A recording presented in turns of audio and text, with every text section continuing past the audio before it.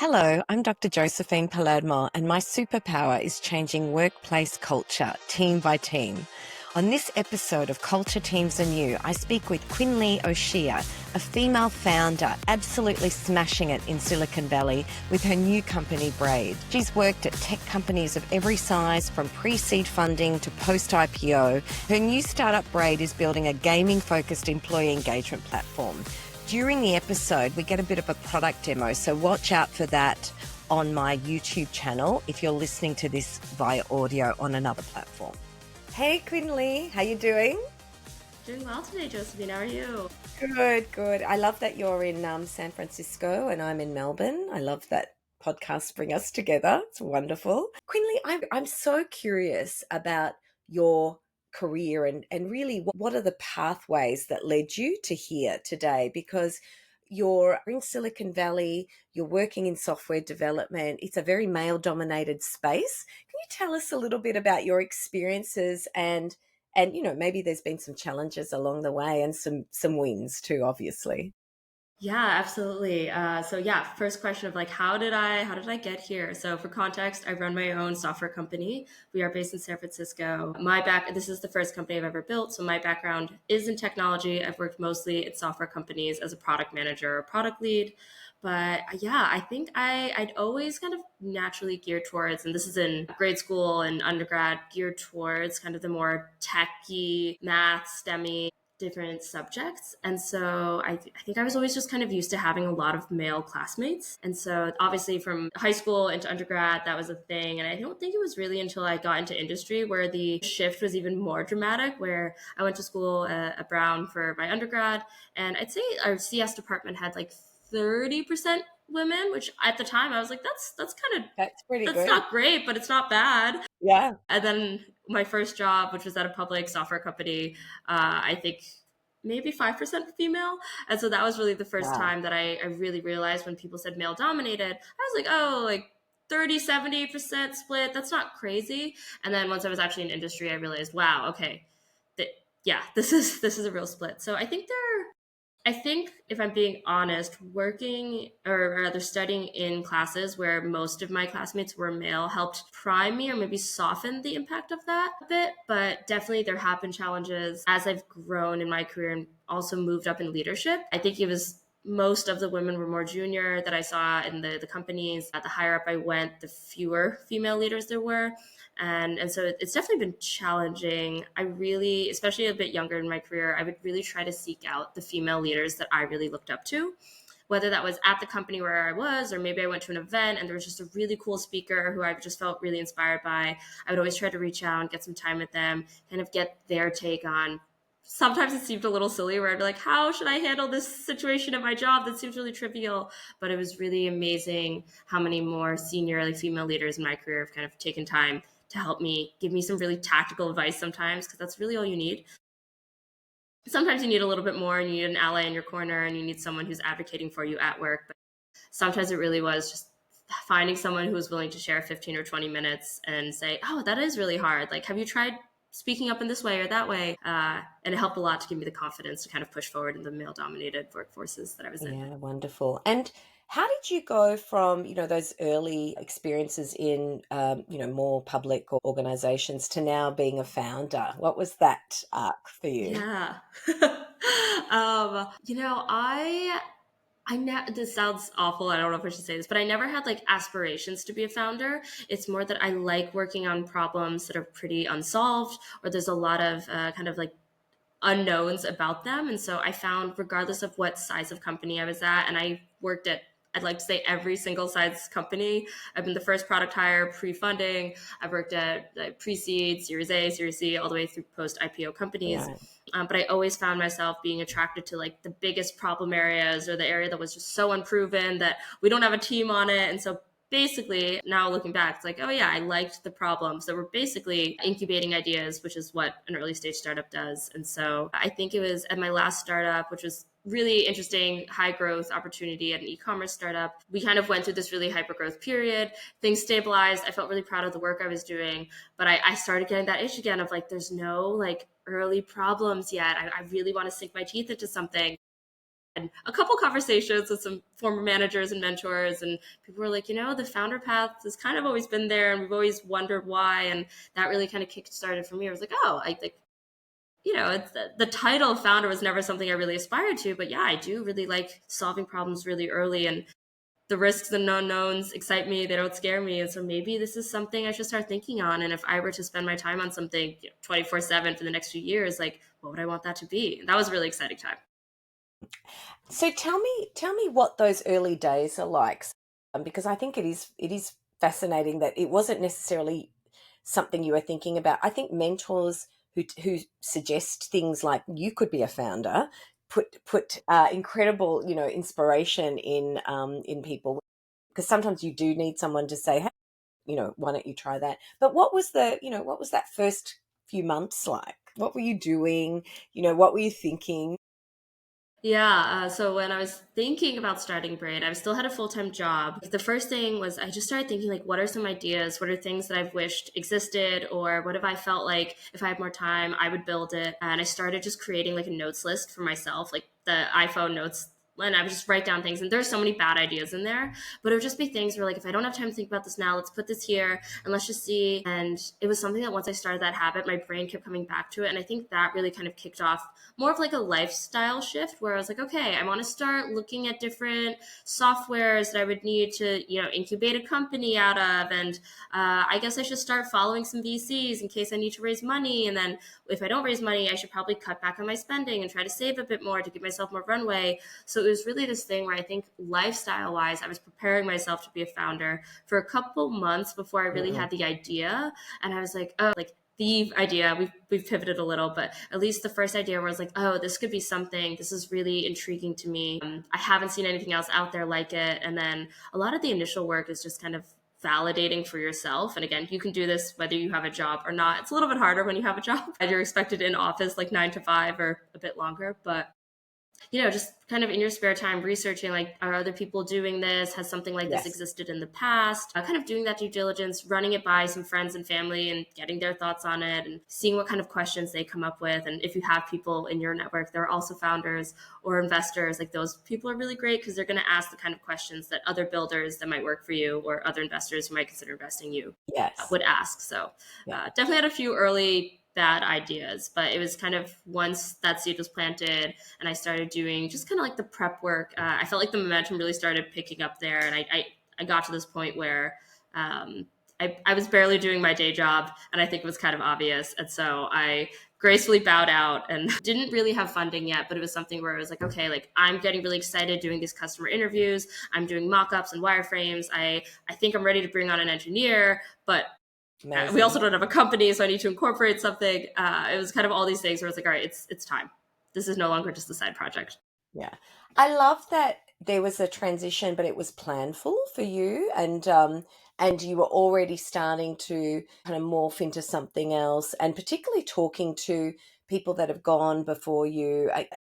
We were talking earlier, Quinn Li, about I opened up a co-working Yeah. space a few years ago, and that was a startup. And I remember speaking, I was still working full time, and I was speaking to friends, family. I was connecting with some potential, investors, some people who had been in this startup space before. I was connecting with software engineers as well, because I'm not a software engineer, and really just this broader network of people that I wouldn't have been speaking to otherwise. So, but there was a transition. That is difficult and not for everyone, because you do have that, obligation to your current employer, and you're then working on that future plan. But it does allow for a little bit of buffer, because as you said, you do need a runway. You do need to support yourself while the business is, zero income or, in a deficit.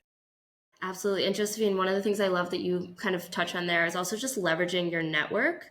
I think my network is probably my most valuable asset right now, and I think for most people it is. And it's really interesting how many people, like, throughout your career, like, still remember you and would love to catch up and they want to help you. You just have to kind of take a minute and be like, okay, who should I be reaching out to? And then what's my ask? If you're just like, hey, let's catch up, the conversation might not be super productive, but it's like, hey, Josephine, I remember you did a co-working space, and that's something I was thinking about. do you have 20 minutes to chat about that? So many people are so willing to help, and they get Yes. really excited to share their knowledge. They do. They absolutely do. Asking for help is in some ways in that way is a really easy thing to do. People are so generous, aren't they? Yeah. Yeah. Yeah, Especially if you have that wonderful. past rapport. Like, even if you just like said hi to each other in the office, for some reason you still remember them. They probably still remember you too, which is awesome. Yeah, yeah, wonderful. And okay, so there were some ideas that didn't fly, and then you settled on Braid as an idea. Tell me a little bit about the ideation process there. Yeah. Because I love the ideation process. I facilitate that a lot in groups and teams. So I'm really keen to understand how you went through that. Don't critique, or you can critique me. I won't. You probably have tips, or you'd be like, this is how this could be way more efficient. But so at the time, I did have a co-founder who is no longer with the company, but we left on very amicable terms. And he and I were actually really great. I think one of our strengths working together was brainstorming. We both knew we wanted to do something in social around connecting people. And we were thinking about, in this age of AI and data and personalization, like what were things we could play around with within those themes that could just help people really genuinely connect, because there is such a large gap. And so Braid actually initially started as a consumer gaming company. And it really came from like, think about when we've tried to make friends, how we met people, what has connected us. Okay, let's say you don't have a work culture that makes you want to hang out with your peers, which at the time we did. How do you meet people then? What's something that brings everyone together around the world? And the thing we landed on was games. And it makes perfect sense because games are fun. And when people are having fun, they're not worried about all the different social dynamics or what's the right thing to say or not. Games give them a safe set of rules or protocols that they can operate within. And then it happens to be fun and they happen to be learning about each other. So that was really the initial thesis behind Braid of why don't we make games that help people get to know the people around them better. And then it was very fortuitous, and this comes back to talking about our networks, but we had landed on this. We had just started sketching out some wireframes of what could this look like? Would this even be fun? Would this be a mobile app or what? And a former coworker of mine posted something on LinkedIn about they had just gone to this accelerator that was focused on technological investments in gaming and entertainment. And I was like, wait, okay, we haven't built the game yet, but the game feels like a really good idea. We reached out, they helped us get an interview with this accelerator, which was through Andreessen Horowitz. So really incredible investors. And we were like, let's just see, like, here's the thesis. How much can we validate this? How many people can we talk to? How much of the market and different comps can we look at within like a week before our interview? So it really kind of went full steam ahead. And I think some of it, we got some decent validation in that week, and kind of having that interview with Andreessen coming up really pushed us to be, okay, we have to talk to all these people. We have to make these interactive prototypes and get people to try to play games literally within a week. So we didn't get much sleep that week, but I we can went imagine. yeah, we went from a couple different ideas over the span of like a month of like prototype them, let's try them, to, oh my gosh, let's try to pitch this one, even though we haven't built it yet. There's nothing to critique there, Quinn Li. And really, what I love about that is involving others. You're obviously you had an ideal avatar or an ideal target for your particular game, and what you're doing is really creating using ethnography. A lot of what Silicon Valley do is social science. So that's why I love it. As a social scientist, it's ethnography. It's actually going to test with other people, getting their reactions, really getting immersed in their experience, not trying to judge it or analyze it first, but just really giving them an opportunity and then observing and see what insights come from that. And then when you have a group of people doing the same thing, you can then see, what the likely behavior is of a representative population. So you can sort of abstract out to the larger population. So you obviously had a target for that. Before we go into that though, Quinn Li, why were you interested in, improving connection? Yeah, I think it's a great question. I think for myself, like, I value my friendships and the people in my life. Family's a little different because you just, you grow up with them and they're there. But your friendships, you really have to like go out and seek and work for. And that was something that I think like has really helped me in my academia and in my career. I think like the more that I was hearing just coming out of COVID, especially where like friend groups were really feeling fractured, younger generations were really struggling with that sense of connection, even though they were online. all the time. I think that generally that was sad to me. And then I think I also, I mean, we've pivoted Braid a bit more to be like connections at work through play, but I also like, this sounds so nerdy, but like I love working. I've always loved my jobs, and it's really because of the people that I get to work with. And I feel like I really try to get to know everyone on my teams or within my orgs. And so many of my friends and peers who work at similar companies, like they're often like, oh, work kind of sucks. Or like, and I've noticed that the difference really is like do they have good relationships with the people around them? And so that's something for me where like, I don't think I've ever struggled with it. And I really, like, it makes me really enjoy almost whatever I do. And I don't think software is like the only solution to it, but it was something where like, I feel like it could help a lot. And I don't see any products out there helping people really connect and get to know each other. And so there was, the idea, the passion, and then also I felt like I had the know-how. I've worked on a few social products back in the day, and I kind of expected someone else would solve this. And then at the time, it's like, I hadn't seen a better solution. And a lot of the big social networks are actually like less social than they used to be. You don't actually interact with people, So, but yeah, I think some of it was timing, passion, and just, it felt like the biggest problem around me, that no matter who you were, what your age was, people were voicing a need for. And I can imagine, because at the time coming out of COVID, there was a lot of need for belonging and connect. So I'm paraphrasing you, but I'm interspersing that word belonging, because belonging is one of three real drivers of behavior or motivation. So because the three are either belonging, competency, or autonomy. And belonging was what I think we really were finding scarcity in coming out of those COVID lockdowns or COVID years. So it was very front of mind. So, but interesting for you, it was personal too. And I think, I hear that often with founders. It's something that, they're passionate about, is personal. I care about it. Yeah.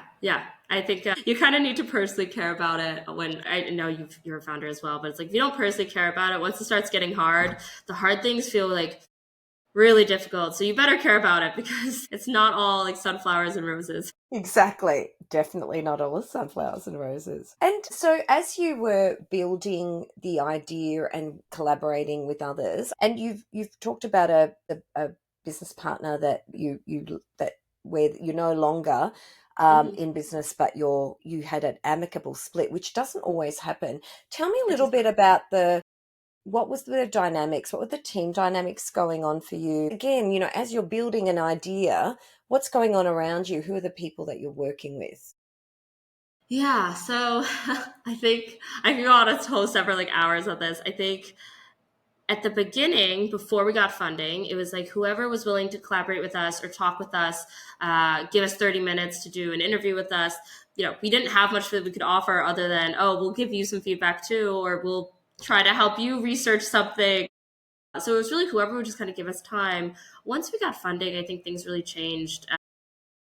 So grateful for having partners like Andreessen behind us, because I think that opened a lot of doors where suddenly people who have been working in industry for 5, 10, 20, 30 years were reaching out saying they thought what we were doing was really cool.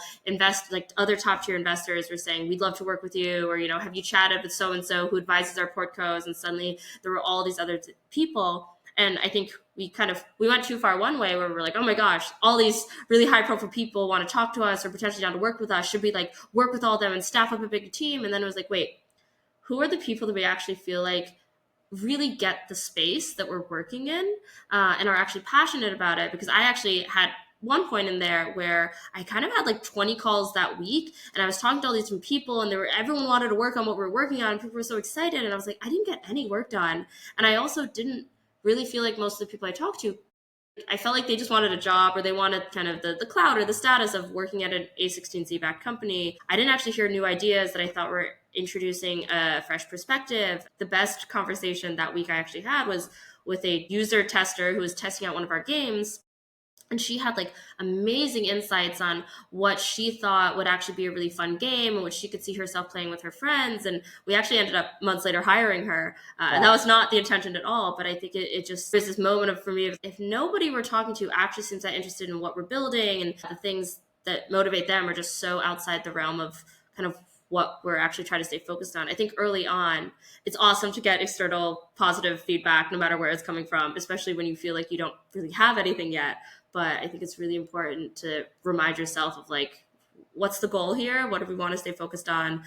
So we did kind of intentionally be like, all right, we're not really taking external calls for a couple months. We really got to keep this like within the cohort of people that we know are excited by it and test with them. And like, it's awesome that we can reach dozens or hundreds of people, but let's try to just build something that we feel really proud of and then open it up. Yeah, I imagine that that is actually very wise, but also the temptation to follow maybe the money, the status of being with, connecting with other partners that maybe aren't right for you, but they have more power and status. So well done, Quinn Li, because I think that that is a longer term benefit for you and a longer term strategy that you're thinking about. What is your leadership style? How has that developed as a founder?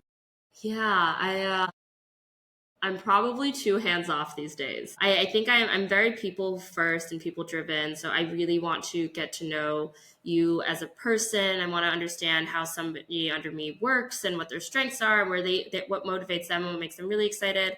I think like the best kind of working relationships are when a manager or leader can find things that align with the business and an individual's career goals, because then it's just win-win. Like when they knock it out of the park, they feel like they're growing. They have what you were mentioning, like that autonomy and that sense of belonging, because they're like, this is what I wanted.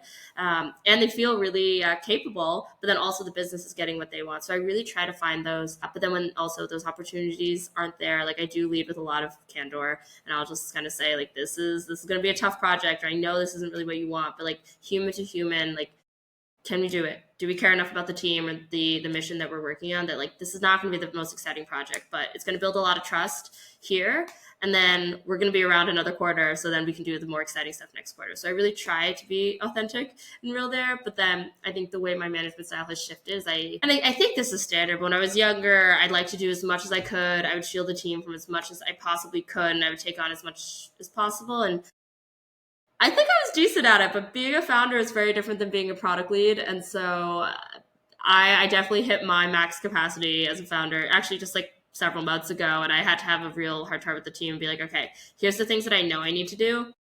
Here's the list that like, I know I'm just blocking and I'm not doing well. And I want to do these things, but I don't think it's going to happen well or on time. So who can help me? And I think that was a real, like a big trust building moment with the team. And my past product managers would be like kicking me for this, but there are some times where like I don't even write a spec for features. We just kind of talk about it for 5 minutes. I look at a screenshot or maybe a Loom video for like 10 seconds of it once it's built, and we approve it.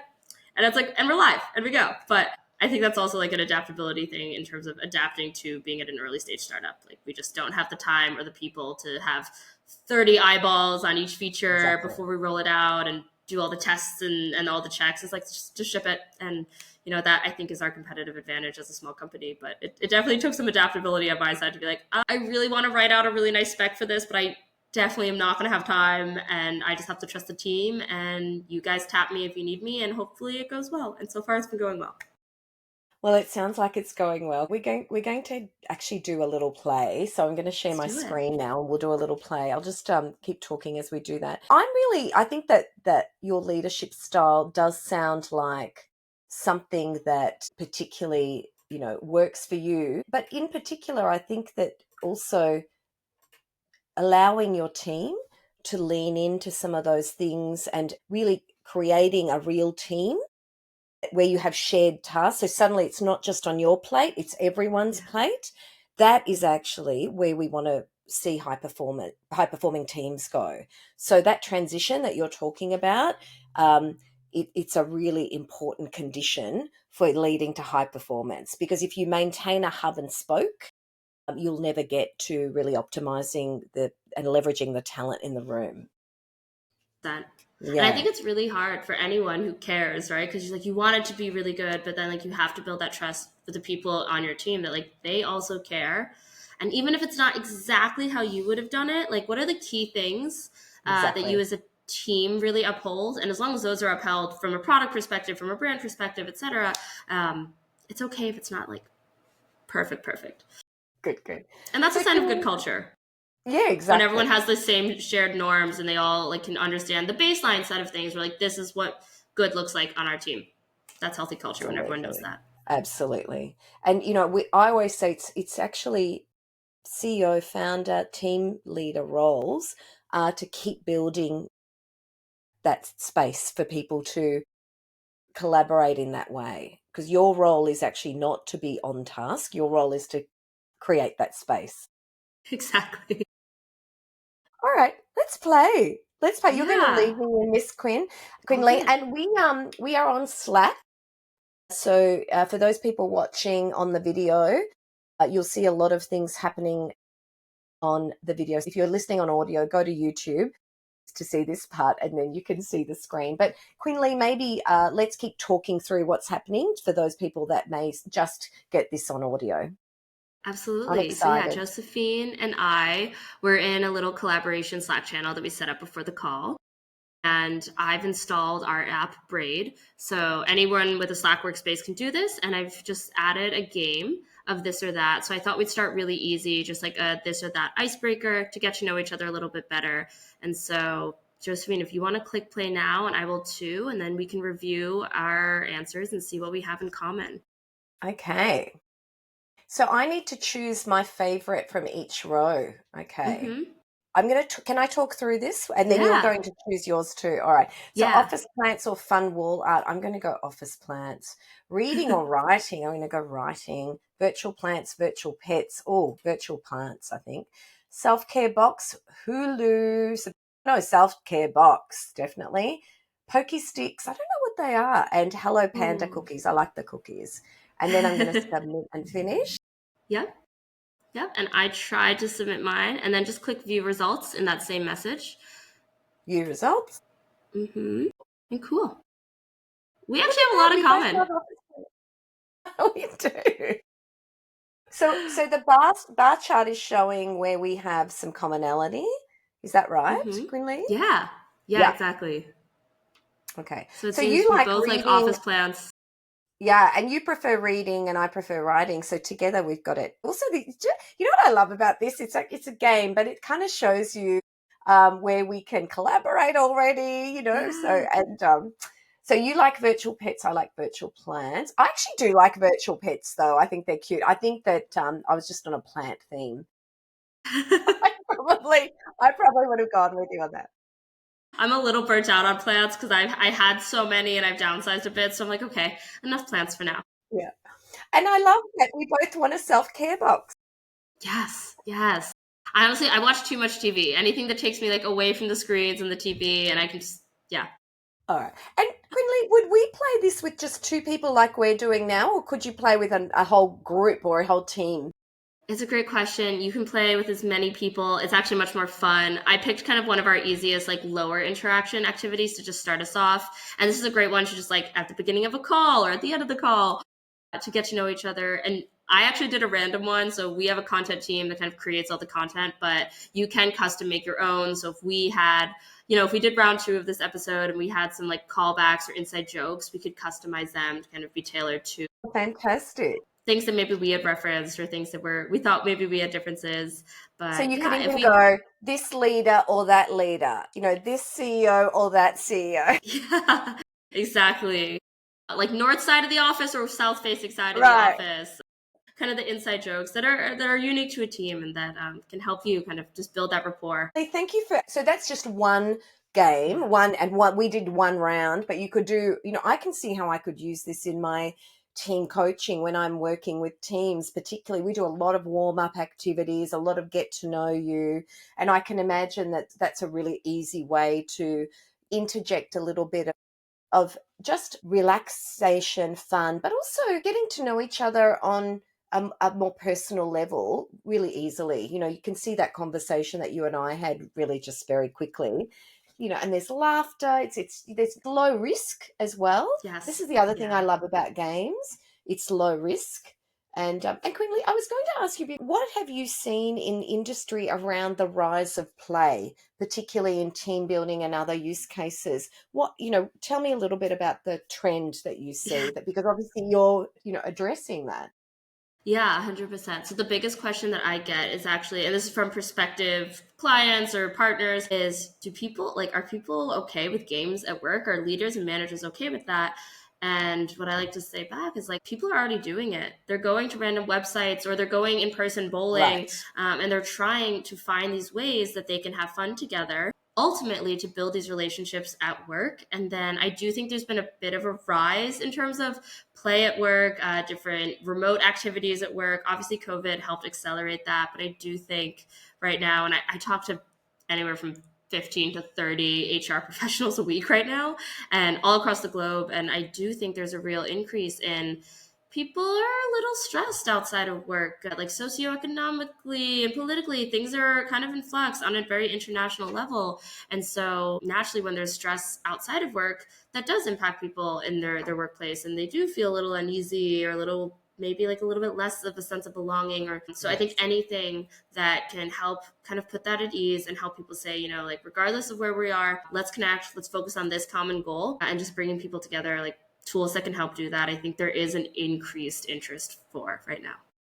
That's wonderful. Well, thank you, Quinn Li. I know we could have kept going. We I could have know. kept playing as well. But let's, I know we need to end there. But thank you so much, Quinn Li. Where Thank can you. people find out a little more about Braid and more about you? What's the best place to connect with you? I'm very searchable on LinkedIn and I respond to everything. So QuinnLioshea. I think I'm the only Quinn Li O'Shea on LinkedIn. But then to learn more about Braid, you can go to our website, trybraid.io. And for any of your listeners, Josephine, we're happy to offer that off if they wanted to sign up. Thank you. That's wonderful. All right. Well, we'll connect on how that kind of happens. I can share a promo code or a link, whatever's easiest for you. But thank you so much for having me. Thank you, Quinn Li. Really appreciate it. Thank you. Have a wonderful afternoon. You too.